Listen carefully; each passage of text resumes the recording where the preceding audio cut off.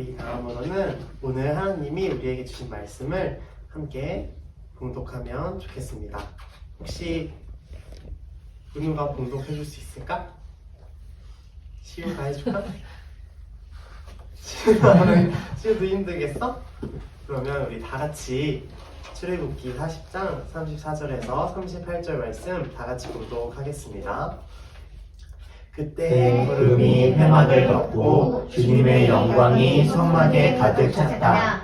모세는 회막에 구름이 머물고 주님의 영광이 성막에 가득 찼으므로 거기에 들어갈 수 없었다. 이스라엘 자손은 구름이 성막에서 거치면 진을 거두어 가지고 떠났다. 그러나 구름이 거치지 않으면 거칠 때까지 떠나지 않았다. 그들이 길을 가는 동안에 낮에는 주님의 구름이 성막 위에 있고 밤에는 구름 가운데 불이 있어서 이스라엘 온 자손의 눈앞을 밝혀 주었다. 아멘. 제가 처음으로 전도사님이 은우씨 앞에서 설교를 하려고 앞에 서니까 참 떨리고 어색하고 그러네요. 또 처음인데 전도사님 또 지금 목이 약간 아파서 또 원래는 훨씬 목소리가 좋은데 아쉬운 생각이 들기도 해요. 근데 아마 전도사님 뿐만이 아니라 여기 있는 은우도 그렇고 시우도 그렇고 다른 올리버들도 되게 비슷한 느낌을 느낄 것 같아요.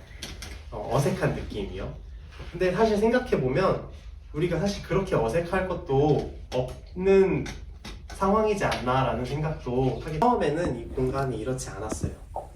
전도사님은 처음 이 공간에 들어왔을 때 이런 생각이 먼저 들었어요. 우리가 과연 여기에서 예배를 드릴 수 있을까? 이런 사무실도 교회가 될 수 있을까? 하는 생각들 말이에요. 오늘 아까 우리가 읽었던 말씀에는 우리와 비슷한 생각을 가졌던 사람들이 나와요. 그 사람들은 이스라엘 사람들이에요. 당시에 이스라엘 사람들은 이집트라는 나라에서 노예로 생활을 하고 있었어요. 그런데 모세라는 지도자가 나타나서 이스라엘 사람들을 이집트에서 탈출시킨 거예요. 더 노예로 살지 않게 하기 위해서 탈출시켰어요. 그렇게 이스라엘 사람들은 이집트에서 나와서 광야라는 곳을 떠돌게 되었어요. 광야라는 곳은 사막 같은 곳이에요. 진짜 사막은 어떤 곳이죠? 거의 모래만 있는데.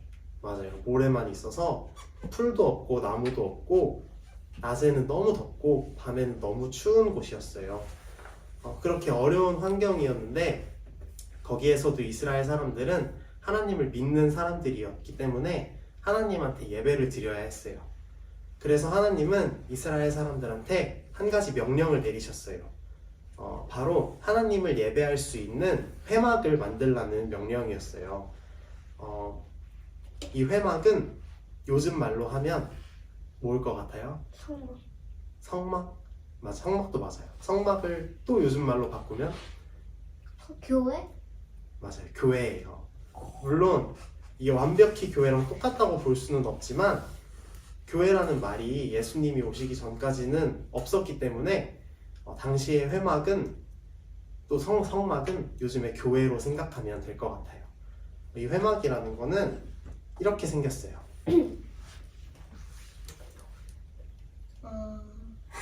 그림에 나와 있는 회막을 보니까 우리 집에 저 있지. 맞아, 은우 집에 있는 그 모형이 이 회막이에요.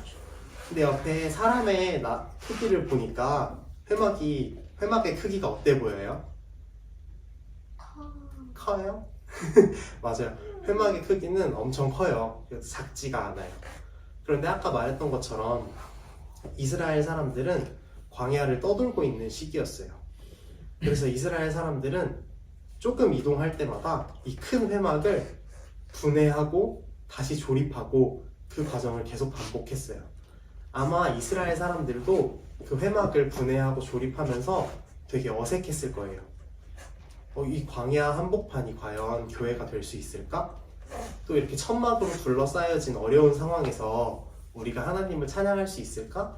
하는 생각들을 말이에요.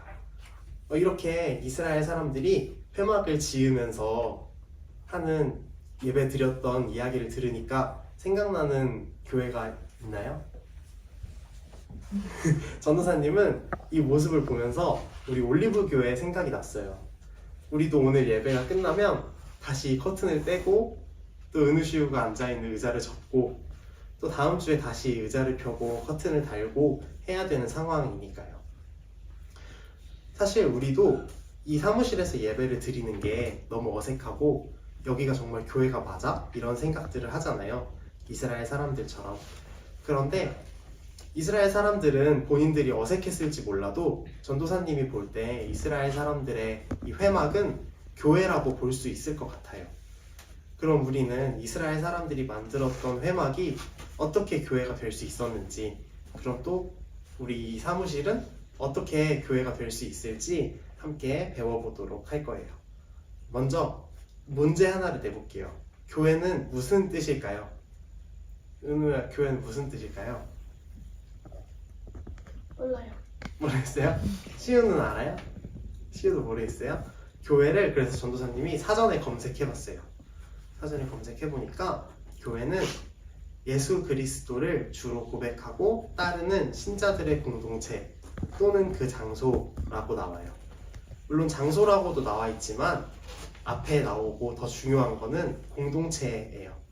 또 이 교회는 전도사님이 옆에 적어놨던 것처럼 한자로 된 단어인데 이 중에 회는 무슨 한자일까요?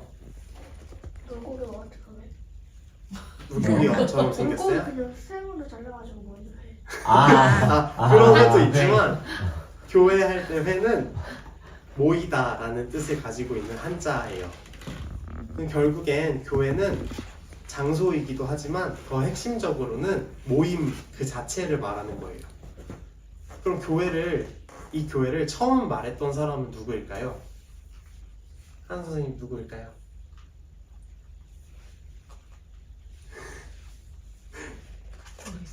성경에서 교회를 처음 말했던 사람은 예수님이에요.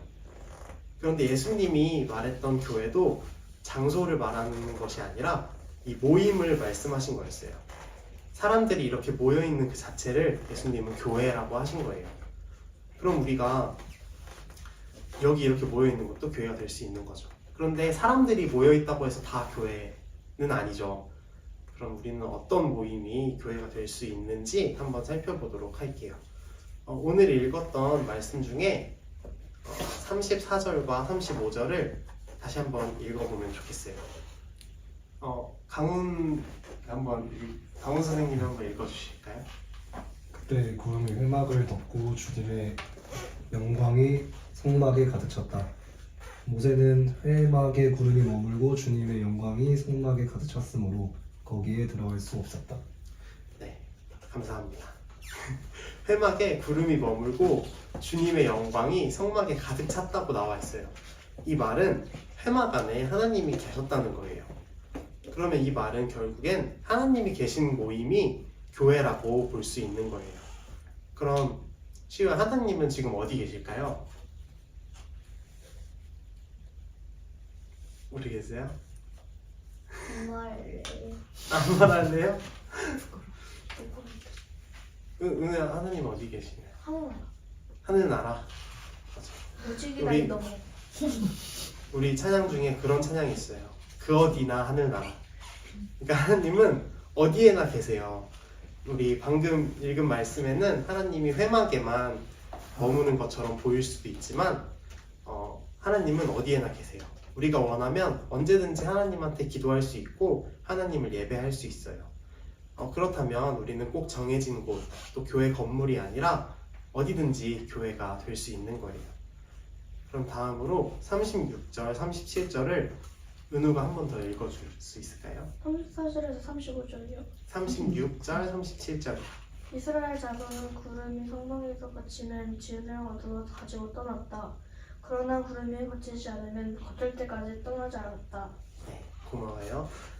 구름이 움직이면 떠나고 구름이 움직이지 않으면 떠나지 않았다고 나와 있어요. 이스라엘 사람들이 이건 하나님 명령에 따르는 모습이에요. 마치 우리가 운동회 할 때 신호를 딱 받고 달리기를 시작하는 것처럼 하나님이 구름으로 신호를 주시면 이스라엘 사람들이 그때 움직였던 거예요. 이렇게 하나님의 말씀을 잘 따르는 모임이 교회가 될 수 있어요. 그런데 우리는 지금 구름이 우리한테 신호를 주나요? 아니죠. 그러면 우리한테는 성경책이 바로 구름의 역할을 할 수 있어요. 성경책에는 구름보다 더 정확하게 하나님의 신호와 말씀이 담겨져 있어요. 우리가 성경책에 나와 있는 것처럼 힘이 없는 사람들을 돕고 또 자연을 돌보고 하나님을 예배하는 것이 다 하나님의 신호이고 하나님의 명령인 거예요.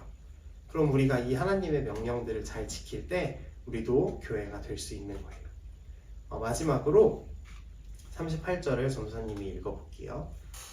그들이 길을 가는 동안에 낮에는 주님의 구름이 성막 위에 있고 밤에는 구름 가운데 불이 있어서 이스라엘 온 자손의 눈앞을 밝혀주었다. 38절에는 구름이 이스라엘 자손들의 모든 눈앞을 밝혀주었다고 나와 있어요. 눈앞을 밝혀주다라는 말은 성경에서 주목하다라는 말이랑 똑같아요. 은우는 주목하다는 게 무슨 뜻인지 알아요? 그 하나를 좀 집중해서 보는 거. 맞아요. 주목하는 건 집중하고 관심을 가지는 거예요. 그럼 우리가 하나님한테 집중하고 관심을 가지는 방법은 어떤 게 있을까요? 쉬운 어떤 게 있을지 한번 생각해 볼 수 있어요?